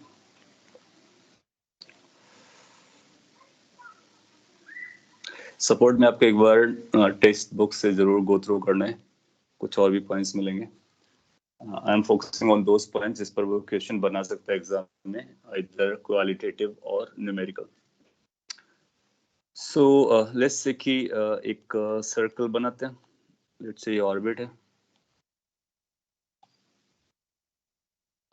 अब पता हो कि इस तरह के ऑर्बिट्स होते हैं, लेट्स से 2-3 ऑर्बिट बना देते हैं, देखने में अच्छा लगेगा। And nucleus is at centre. ये जो न्यूक्लियस है ना, ये बहुत छोटा होता है, और इलेक्ट्रॉन्स इस पे चल रहे होते हैं। बाकी वो कन्फिग्रेशंस वगैरह आप जानते हो कि कितना वो रहता है। शेल्स वगैरह बोलते हैं, ये के शेल है, एल शेल है, एम शेल के नाम से बुलाते हैं। इनकी रेडियस होती है, सारा कुछ होता है। सो किसी भी ऑर्बिट को हम लोग पकड़ सकते हैं, उनके बारे में बात कर सकते हैं। अगर हमको किसी ऑर्बिट के बारे में पकड़ना है तो उसकी रेडियस, लेट्स से कि ये nth ऑर्बिट है, हम ये के एल एम नोटेशन अभी हटा देते हैं, अब बाद में रिलेट कर लेना। लेट्स से nth ऑर्बिट है जिसके बारे में लोग बात कर रहे हैं। सो इसकी जो रेडियस आएगी यहाँ से यहाँ तक की, इसको हम बोलेंगे आर एन है, nth ऑर्बिट का रेडियस। और लेट्स से ये v वेलोसिटी से जा रहा है तो इसको हम बोलेंगे वी एन है, nth ऑर्बिट का स्पीड। सो किसी भी ऑर्बिट पर इलेक्ट्रॉन अगर होगा, so we need to know कि उसकी रेडियस क्या है और उसके लिए स्पीड क्या है। बोर मॉडल से आप पाएंगे कि जो रेडियस है ना, वो कंटिन्यूअसली डिस्ट्रीब्यूट नहीं हो सकती है, वो क्वांटाइज्ड आएगी, स्पीड भी क्वांटाइज्ड आएगी, क्योंकि एंगुलर मोमेंटम क्वांटाइज्ड बोला इन्होंने। लेट्स से जो हमारे पास न्यूक्लियस है उसका प्रोटॉन्स का पॉपुलेशन z है, तो टोटल चार्ज उसके पास z ही हो जाएगा। नो अगर ये इलेक्ट्रॉन nth ऑर्बिट पे चल रहा है और ये स्टेशनरी ऑर्बिट है, that means uniform circular motion कर रहा है, इलेक्ट्रॉन यूनिफॉर्म सर्कुलर मोशन कर रहा है। So there are certain requirements for uniform circular motion. That means we are going back to the mechanics. आप बोलोगे कि सर्कुलर मोशन करने के लिए इसको एक फोर्स की जरूरत पड़ती है, that has to be toward the center, that's called centripetal force. It's required a centripetal force. How it is going to get that centripetal force? तो आपको पता चलेगा ये सेंट्रीपिटल फोर्स है इलेक्ट्रोस्टैटिक से मिलेगा, क्योंकि इलेक्ट्रॉन निगेटिवली चार्ज है और न्यूक्लियस हाईली पॉजिटिव चार्ज है, सो वो पॉजिटिव चार्ज इस नेगेटिव चार्ज को अट्रैक्ट करेगा। सो अगर इसको स्टेबल रहना है तो दैट मीन्स एफ ई की value M we square by R के बराबर होनी चाहिए। अभी हम वी और आर यूज कर रहे हैं, बाद में एन सब्सक्रिप्ट लगा देंगे। सो ये इलेक्ट्रोस्टैटिक फोर्स कितना जाता है, यू नो दैट कि it's like k into Q1 that is z e, Q2 that is e divided by r square. This is equal to m we square by r. ये सारे derivation आपने हो सकता है केमिस्ट्री में भी किए हो, नहीं किए तो एक बार करने का और इसको हमेशा के लिए याद रखने का। नाउ यहाँ पर आप देखोगे एक आर कैंसिल हो जा रहा है और एक रिलेशन यहाँ से अपने को निकल के आ रहा है। क्या रिलेशन निकाल सकते हैं हम लोग? You can say we are getting like m v r, यहाँ से एक आर कैंसिल करो, इसको इधर ले जाओ तो एम वी आर की वैल्यू अपने को मिल जाएगी। दिस एम वी आर की वैल्यू अपने को आ रहा है Z E square divide by 4 pi epsilon not. Calculation आप चेक कर सकते हो, नंबर्स पे ध्यान रख सकते हो। अच्छा ये m we square by r आएगा क्योंकि वी स्क्वायर है हमारे पास। सो एक ये रिजल्ट मिला। ये रिजल्ट कहाँ से आया? Required centripetal force, that means uniform circular motion को इंश्योर करने के लिए। एक इक्वेशन थी हमारे पास, दो अननोन थे आर और वी, तो इसीलिए उन्होंने ये एजम्पशन लिया कि जो एंगुलर मोमेंटम होता है वो NH अपॉन ट्वाइस पाई होता है। तो सिंस वी नो कि m v r that is angular momentum must be equal to integral multiple of H upon twice pi. ये सेकेंड रिलेशन बेसिकली एजम्पशन से आया। अब अपने पास दो रिलेशन थे, एक आर और वी, दो वेरिएबल के साथ। सो इन दोनों रिलेशन से अपने को पता करना था कि आर और वी की वैल्यू कितनी आने वाली है। पता कर सकते हैं आप, इन दोनों को आपस में डिवाइड कर दीजिए। जब आप डिवाइड करेंगे तो आपको लेफ्ट हैंड साइड में वी मिल जाएगा, राइट हैंड साइड में क्या मिलेगा वी कैन चेक। ट्वाइस पाई ऊपर जाने वाला है तो क्या बनेगा Z E square divided by, you need to check this, n 2, so there's going to be n, there's going to be 2 पाई में से 2 कैंसिल हो गया होगा, एप्सिलॉन नॉट h। सो ये स्पीड का एक्सप्रेशन आया। स्पीड का जो एक्सप्रेशन आया तो इसको ये nth के लिए, nth ऑर्बिट के लिए n की वैल्यू 1 से स्टार्ट होती है, तो अपने को जो vn मिल रहा है vn, इसकी वैल्यू आ जा रही है e स्क्वायर, जो कि एक नंबर हम जानते हैं 1.6 into 10⁻⁻19 twice h epsilon not with in bracket z upon n लिख सकते हैं, z अपॉन n। सो जब आप इसको यूज करते हो तो आप देखोगे जो ब्रैकेट पे लिखा गया ना, ब्रैकेट पे लिखा गया है, ये जो नंबर है वो कांस्टेंट रहेगा, नो मैटर कौन सा न्यूक्लियस आपने चूज किया है और कौन सा इलेक्ट्रॉन लिया हुआ है।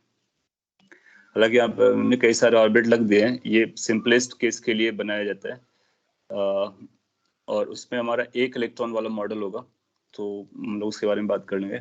तो Z अपने को पता होगा न्यूक्लियस से या फिर एटम से, N कौन से ऑर्डर का है उसके बारे में पता होगा, ये नंबर अपने को पता रहता है। अब चाहो तो इस नंबर की वैल्यू याद रख सकते हो। सो इसको हम लोग इस तरह से लिख सकते हैं कि nth ऑर्बिट का जो वेलोसिटी है उसकी वैल्यू कुछ v0 into Z by N आती है, जहां पर v0 ये नंबर है और उस नंबर को हम लोग सिंप्लीफाई कर सकते हैं। So what you are suppose to remember is this. अब आपको क्या करेगा, वो z की वैल्यू बताएगा, n की वैल्यू बताएगा और आपसे स्पीड पूछ लेगा इलेक्ट्रॉन की। आप यहाँ से बता सकते हो। अब देखोगे कि ये स्पीड सारी स्पीड नहीं ले सकता है, कुछ ही स्पीड लेगा, वो n पर डिपेंड करेगा। n हमारा 1 2 3 4 होता है, नंबर है, इंटीजर है। v0 की वैल्यू आपको निकालनी पड़ेगी, तो v0 की वैल्यू ये नंबर आ जाएगी e square divide by 2h epsilon not. इनकी वैल्यू जब सिंप्लीफाई करते हो तो c अपॉन 137 आती है। यहाँ पर c स्पीड ऑफ लाइट है। सो यू विल फाइंड कि 137th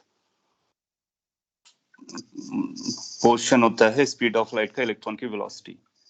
अगर हम z को 1 लें और n को 1 लें तो दैट मीन्स हाइड्रोजन लेंगे तो z 1 हो जाएगा, फर्स्ट ऑर्बिट लेंगे तो n 1 हो जाएगा। तो हाइड्रोजन एटम का ग्राउंड स्टेट बोलेंगे जिसको, या फिर n इक्वल टू 1 के लिए जो वेलोसिटी आती है वो c अपॉन 137 आती है। c is 3 into 10 power 8 metre per second, you know that. और इसके बाद अगर अगले ऑर्डर पे जाएंगे तो इसको n की वैल्यू बढ़ाते रहेंगे, पता चल जाएगा। सो ये खास इंपॉर्टेंट फॉर्मूला बना। अब इसी v की वैल्यू को हम सब्स्टिट्यूट कर सकते हैं वापस किस पर, किसी एक पर r निकालने के लिए। सो मैं यहीं पर r निकालने की कोशिश करता हूँ।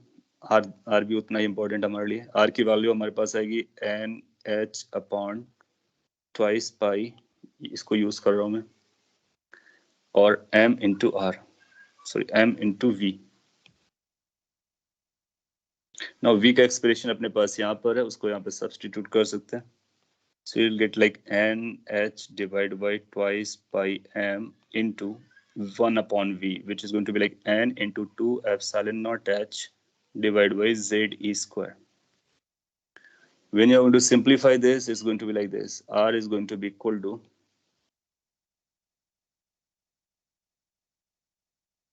I hope you people are getting कि क्या चल रहा है, थोड़ा सा मोनोटोनस टाइप का हो गया। यहाँ पर आप देखोगे n स्क्वायर और z, क्योंकि n बदलेगा z बदलेगा, बाकी सारे कांस्टेंट उनको हम लोग अलग कर सकते हैं। तो आप देखोगे ये बन रहा है कुछ epsilon not h square divided by pi, there is going to be m, there is going to be e square, there is going to be, so pi m e square. You can check the calculation. So we are getting r as n square by z outside epsilon naught h square pi m e square. now you say देखिए जो bracket पे लिखा गया ना वो एक constant ही है, ultimately वो सभी के लिए वही कांस्टेंट रहेगा। इतना पोर्शन अलग कर देता है। तो सिंस वो सभी के लिए वही रहेगा तो अपने इसको हम एक बार कैलकुलेट करके पता कर लेंगे। तो हम लोग यहाँ से ऐसा लिखने वाले हैं कि जो r की वैल्यू है that is going to be r naught n square by z, और r नॉट की वैल्यू अपने को पता रहेगी। r naught is going to be this number, the number that we know this. उसकी न्यूमेरिकल वैल्यू कैलकुलेट करते हैं। जब उसकी न्यूमेरिकल वैल्यू कैलकुलेट करोगे तो 0.53 या 2 के आसपास आता है एंगस्ट्रॉम में। तो मैं नेक्स्ट स्लाइड में उसको लिख देता हूँ, कॉपी कर लीजिए। ये सारा कुछ आप खुद से ड्राइव कर सकते हो। Ultimately these brackets are going to be very important for us. ये अपने को बताएंगे कि कौन कौन सी रेडियस अपने को एक्सेप्टेबल है। तो इसको हम Rn लिख देते हैं। फर्स्ट ऑर्बिट के लिए n1 रखो, सेकंड के लिए n2 रखो, थर्ड के लिए n3 रखो, n के लिए r naught n square by z। कई बार बहुत सिंपल क्वेश्चन बोलता है कि एक सेकंड n इक्वल टू 2 पर है, एक n इक्वल टू 5 पर है, तो बताइए इनके रेडियस का रेशियो क्या होगा। Just divide this. Same atom होगा तो z बराबर रहेगा, अलग अलग एटम्स यूज करेगा तो z की वैल्यू अकॉर्डिंगली चेंज कर जाएगी। सो फाइनली हमारे पास क्या है, मैं इसको इस स्लाइड पे लिखता हूँ। So what we have concluded after calculations is this कि किसी भी ऑर्बिट का रेडियस हमारे पास आ रहा r naught n square by z, जहां पर आर नॉट की वैल्यू हमको पता है। अगर आप इसकी वैल्यूज को याद रखो, कई बार अपने को वैल्यूज की याद रखनी पड़ती है ये एक्सप्रेशन, इसलिए क्योंकि वो आपको ऐसा बोलेगा कि एक हाइपोथेटिकल मॉडल है जो बोर का भी एक हाइपोथेटिकल मॉडल है, उसमें ये m किसका मास जा रहा है, इस ये जो m जो मास है ना वो इलेक्ट्रॉन का मास है, यू सी है।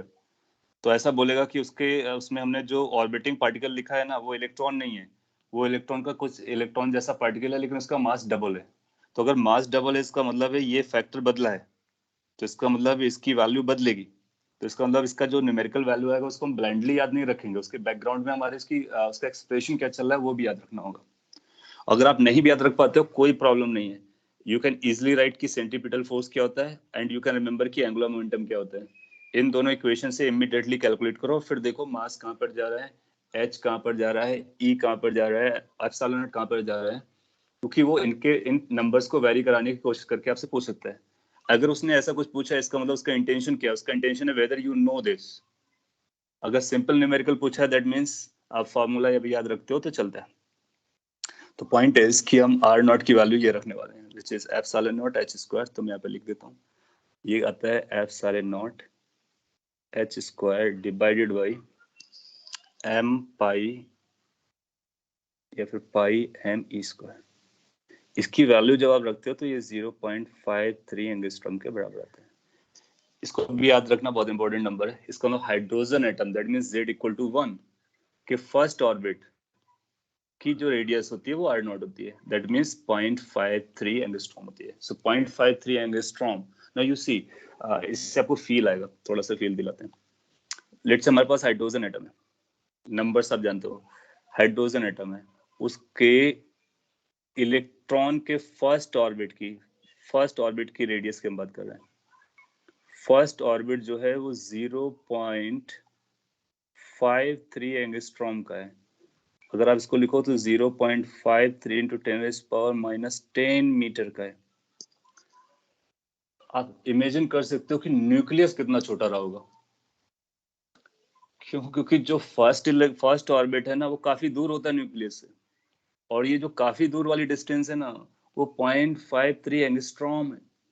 It's very very less. तो ये जो न्यूक्लियस की रेडियस होती है ना ये बहुत छोटी होती है, फर्मी के ऑर्डर की होती है, 10⁻⁻15 meter.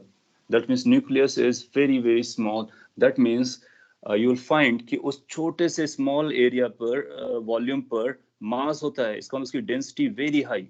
So nucleus has a very high density. हम लोग अभी न्यूक्लियर फिजिक्स पढ़ेंगे जिसमें न्यूक्लियस के बारे में डिटेल में पढ़ने वाले कि न्यूक्लियस में और क्या चल रहा होता है। अभी तो हम लोग एटम के बारे में बात कर रहे हैं तो न्यूक्लियस को ज्यादा फोकस नहीं कर रहे हैं। अगला जिसका पार्ट है न्यूक्लियर फिजिक्स, तो उसमें हम लोग न्यूक्लियस के बारे में बहुत डिटेल में बात करने वाले हैं। एनीवे, सो ये फर्स्ट रेडियस अपने को पता चल जाती है और यहाँ पर रख करके हम फॉर्मूला बताएंगे। तो एक तो ये फॉर्मूला अपने को याद रखना है। दूसरा वेलोसिटी आता है v naught z by n, और जहां पर v नॉट की वैल्यू क्या है उसका भी एक्सप्रेशन याद रखना, क्योंकि अगर वो कुछ ट्विस्ट करता है, हाइपोथेसिस लेके आता है, तो अपने को ये याद रखना चाहिए कि आप देखो v में मास का यूज नहीं आया, तो अगर मास आपने डबल कर दिया इलेक्ट्रॉन का तो कोई फर्क नहीं पड़ रहा है। एक बार उसने मास को लेकर के पूछा था, e square upon 2h epsilon naught. सो ये आता है e square upon 2h epsilon naught, और इसकी वैल्यू जो आती है वो c अपॉन 137 आती है। ये आप याद रख सकते हो। इसका मतलब है स्पीड के बारे में भी आप ध्यान दो, स्पीड कम नहीं होती इलेक्ट्रॉन की। इलेक्ट्रॉन की स्पीड जो है स्पीड ऑफ लाइट के कंपैरिजन में होती है। इसका मतलब उसमें अच्छा खासा वेव कैरेक्टरिस्टिक होता है, और अच्छा खासा वेव कैरेक्टरिस्टिक होता है तो उससे हम इसको रिलेट कर लेते हैं और हम ये वेरीफाई करते हैं कि वेव कैरेक्टरिस्टिक को यूज करके कि इसका angular momentum yes NH upon 2 पाई के बराबर होता है। इसका प्रूफ भी आता है अगर सारी चीजों को हम लोग रिलेट करते हैं। सो ये दो पॉइंट्स आप कॉपी कीजिए, मैं इस पर आपको एक क्वेश्चन देता हूँ सो दैट आप थोड़ी सी कैलकुलेशन भी कर लें। और इसके बाद आएगा इसका एनर्जी का यूज। सो एनर्जी की इक्वेशंस हैं वो आप जानते होंगे, नहीं तो हम लोग इसी स्पेस से स्लोली उनको ड्राइव करेंगे, उनको याद रखेंगे और उन पर बेस क्वेश्चन को सॉल्व करेंगे। लेट्स से कि आपको कुछ ऐसा बोला जाता है, अच्छा ये जो बोर का मॉडल है ना वो हाइड्रोजन लाइक एटम्स के लिए, मतलब यहाँ पे मैं लिख देता हूँ, हालांकि मैंने स्टार्टिंग में बोलना था कि ये हाइड्रोजन लाइक एटम के लिए है, हाइड्रोजन लाइक एटम। इसका मतलब ये हुआ कि उनके पास एक इलेक्ट्रॉन होना चाहिए, बाकी इलेक्ट्रॉन एक दूसरे इलेक्ट्रॉन से कैसे इंटरेक्ट कर रहा है उसकी हमको जरूरत नहीं है, क्योंकि यहाँ पे हम लोगों ने इस बात का बिल्कुल ख्याल नहीं किया कि इस इलेक्ट्रॉन का इस इलेक्ट्रॉन से क्या इंटरेक्शन चलेगा, जो कि बहुत डिफिकल्ट है पता करना। So we are going to assume कि अपने पास केवल एक ही इलेक्ट्रॉन है, और वो इलेक्ट्रॉन कैसे कौन कौन से ऑर्बिट पर रह सकता है उसके बारे में लोग बात कर रहे हैं। तो सिंगल इलेक्ट्रॉन के बारे में बात हो रही है। लेट्स से आपको ऐसा एग्जांपल देते हैं, find the ratio of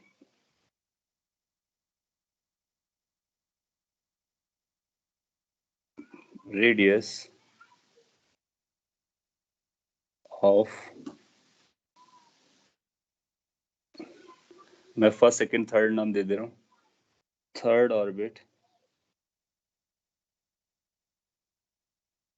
of electron in He plus and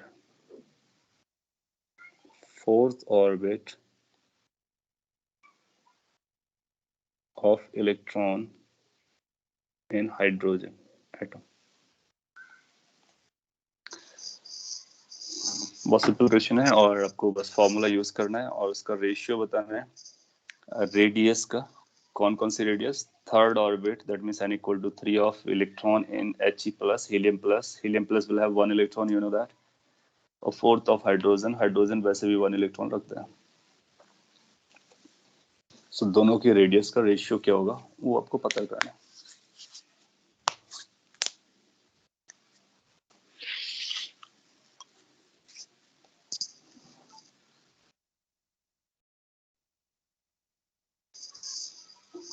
एक आंसर 9/32 बन जाएगा। Okay,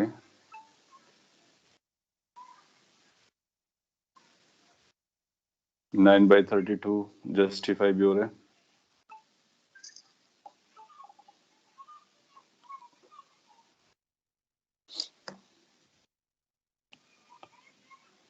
so you will find कि अगर एक बार हमको फॉर्मूला याद रहता है तो they are not going to be too difficult to answer. Formula अपने पास ये, तो आप ऐसा लिखोगे R1 अपॉन R2, R1 की वैल्यू आएगी R0, N1 square by Z1 divide by R0, N2 square by Z2। आपको देखना होगा कि N के किस तरह से डिपेंडेंसी है, Z पर किस तरह से डिपेंडेंसी है, और ये हम लोगों ने यहाँ पे प्रूव किया था। Now basically it's going to be like कि N के डायरेक्ट स्क्वायर के डायरेक्टली प्रोपोर्शनल होता है और Z के इनवर्सली प्रोपोर्शनल होता है। सो ये नंबर अपने को पता कर लेना है।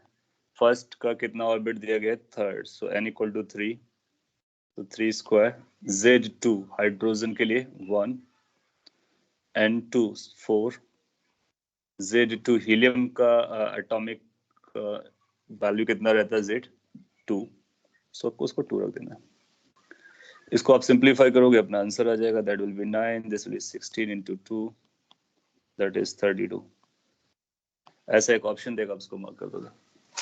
सो कई बार फिजिक्स में भी बहुत इजी क्वेश्चन आपको दे देते हैं, और अगर आपको लैंग्वेज समझ में आती है, उसकी मीनिंग समझ में आती है, तो आप रिलेट कर सकते हो।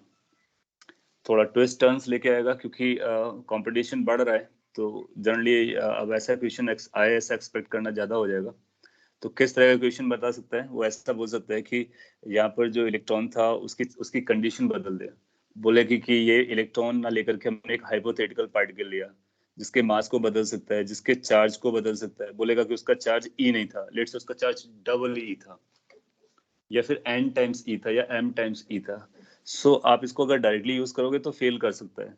तो क्या करने का कि यहाँ पर हमने ई यूज किया है, this is charge of electron. जो भी चार्ज बोलेगा उसको यहाँ पे नया इंट्रोड्यूस कर देंगे, फिर सिंप्लीफाई करेंगे।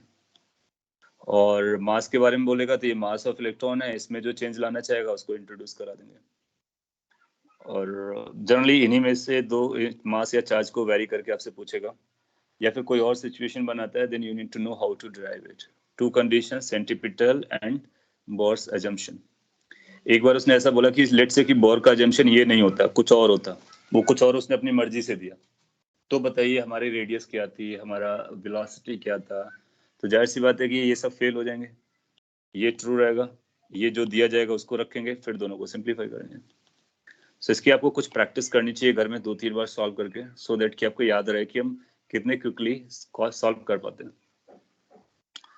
नो, वंस वी गॉट की रेडियस क्या है और वेलोसिटी क्या है, तो हम उसकी काइनेटिक एनर्जी लिख सकते हैं, क्योंकि हम सर्कुलर मोशन में जानते हैं kinetic energy half m we square होती है, इनफैक्ट इन जनरल होती है। पोटेंशियल एनर्जी भी लिख सकते हैं, क्योंकि हमको पता है इनके बीच का इंटरेक्शन का इलेक्ट्रोस्टैटिक पोटेंशियल चल रहा होगा। सो टोटल एनर्जी आ जाएगा। एक बार टोटल एनर्जी आ गया तो उस टोटल एनर्जी को हम लोग यूज करके बता सकते हैं कि एनर्जी लेवल्स क्या होते हैं।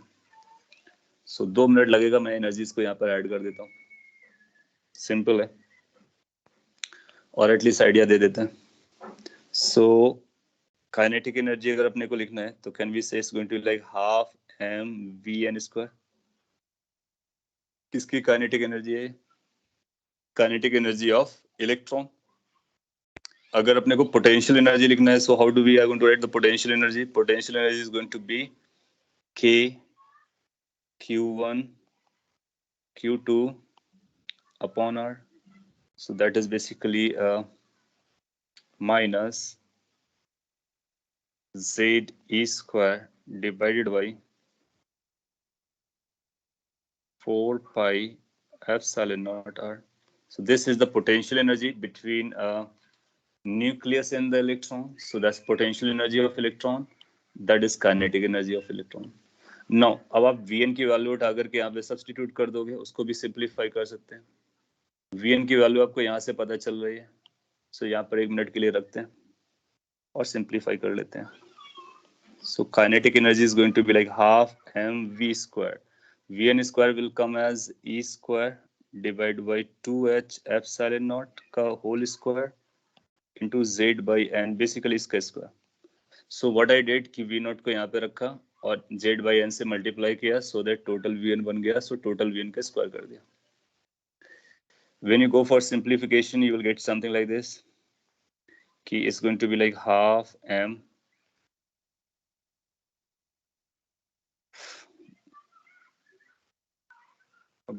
चाहे तो इसको हम लोग m को एलिमिनेट करते ज्यादा सही रहता। इसको मैं दूसरे फॉर्म में लिखता हूँ, यहाँ पर अभी m रह जाएगा और ये भी करेक्ट जा रहा था, नॉट एन इश्यू। हम इसको ऐसा लिख सकते थे m इसको mv into v। You see के इससे अपने को अपीयरेंस थोड़ा सा अच्छा लगेगा, mv into v कर सकते थे। जो mv है उसकी वैल्यू हम लोग यहाँ से बारो कर सकते थे r के टर्म में, और v की वैल्यू फिर जो दी गई उसको रखेंगे। उससे क्या होगा, हमारे एक्सप्रेशन में m नहीं आएगा। हम m को नहीं चाह रहे क्योंकि हमारे पोटेंशियल एनर्जी के एक्सप्रेशन में m नहीं है, तो दोनों को सिमिलर टाइप के फैशन में लिखना चाहते हैं। सो आप ऐसा भी लिख सकते हो हाफ, और that will become nh upon twice pi r। So nh upon 2 पाई तो था r से भी मल्टीप्लाई हुआ होगा और ये v आया होगा। अब आप v की वैल्यू रखो और r की वैल्यू रखो। r की वैल्यू ये है और फिर से मास आ जाएगा। सो सर आर की वैल्यू नहीं रखनी है? आर के टर्म में रख सकते हैं। अच्छा, आर हमारे पास यहाँ पर है, चलेगा। मास को हम सिमिलर टाइप का एक्सप्रेशन बनाना चाह रहे थे। हाँ, तो आर को नहीं रखेंगे क्योंकि रिटर्न करने से फिर सेम स्टोरी पे पहुंच जाएंगे। So you will find like कि n h upon 4 pi r, you are right कि आर को हम लोग रिटर्न कर सकते हैं। अब वी की वैल्यू को सब्स्टिट्यूट कर देते हैं। So it's going like e square divide by twice h epsilon nought into z by n. Good. So it should be giving us expression of kinetic energy very similar to the potential one. देखो n से n cancel out होता हुआ नजर आ रहा है आपको, z e square ऊपर बच रहा है, h से h कैंसिल आउट होता हुआ नजर आ रहा है। सो अगर आप इसको शॉर्ट आउट करोगे तो it's going to be like z e square divided by down side 4 into 2 that is 8 pi epsilon naught r। Now you see कि काइनेटिक एनर्जी का ये जो एक्सप्रेशन है, पोटेंशियल एनर्जी का ये जो एक्सप्रेशन है वो सिमिलर है, बस वो नंबर्स का डिफरेंस है। सो ये काइनेटिक एनर्जी का एक्सप्रेशन हम लोग याद रख सकते हैं, apart from that one which contains the mass. Mass के साथ भी कंटेन करके याद रख सकते हैं। और ये अपना पोटेंशियल एनर्जी का हो गया, दोनों को मर्ज कर देंगे। तो टोटल एनर्जी होगा. सो लास्ट एक्सप्रेशन और लिख देता हूँ मैं, total energy of electron in any orbit. So can we say this is going to be Ke plus Pe? Now you see they are in the same units or same expression, similar expression. So ये -1/4 है, ये 1/8 है. So it's like -1/4 plus 1/8. So -1/8 जैसा कुछ आ जाएगा. So that will become minus ZE square divided by 8 times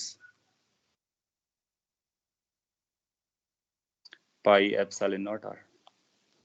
So from here we got to know something like this कि ये total energy आया. अच्छा, इसमें भी n का एक्सप्रेशन कहीं इधर उधर हुआ है क्या? हाँ, n ये किसकी पोटेंशियल एनर्जी हम लोगों ने लिखी थी? ये जो ठीक है, अभी हमारे आर के टर्म में हम आर को बाद में रिप्लेस कर सकते हैं जिसमें हम चाहेंगे. तो ये हमारे लिए इक्वेशन बनती है.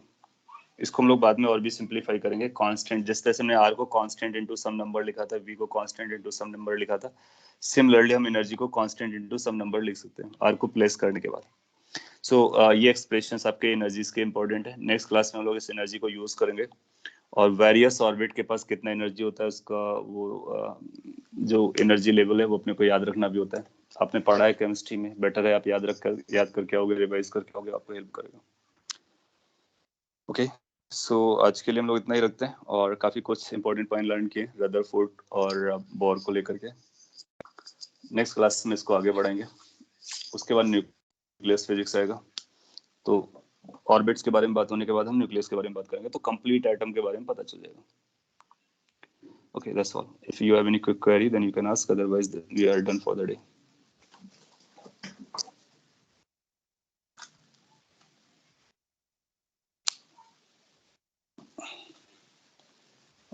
आपने कुछ लिखा, do we have, what was that? Do we have quantum mechanical model in our physics? No, we don't have. We have simply up to this Bohr model. और बोर मॉडल पे क्या क्वेश्चंस, क्या concepts हैं, क्या formulas है, वो आपको याद रखना है. उसके बियॉन्ड जो भी है वो आपको बिल्कुल अभी पढ़ने की जरूरत नहीं है. नो मैटर व्हाट, अगर आप पढ़ना चाहते हो तो बाद में पढ़िए, पहले एडवांस का फोकस कर लीजिए. Okay, thank you.